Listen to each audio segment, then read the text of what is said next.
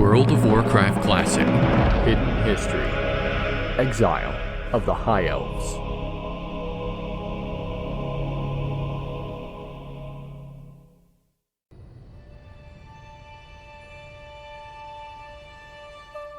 As centuries passed, the Night Elves' new society grew strong and expanded throughout the budding forest that they came to call Ashenvale.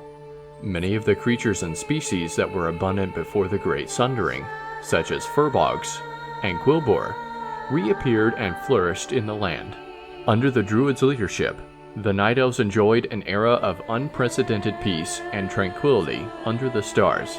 However, many of the original Highborn servitors grew restless.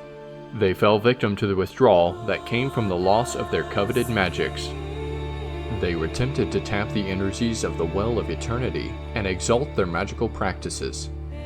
Dath'Remar, the brash, outspoken leader of the Highborn, began to mock the Druids publicly, calling them cowards for refusing to wield the magic that he said was theirs by right. Malfurion and the Druids dismissed Dath'Remar's arguments and warned the Highborn that any use of magic would be punishable by death.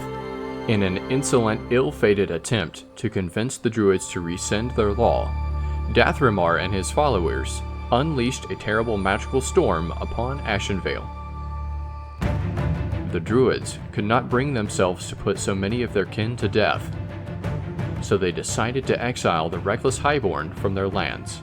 Dath'Remar and his followers, glad to be rid of their conservative cousins, boarded a number of specially crafted ships and set sail upon the seas.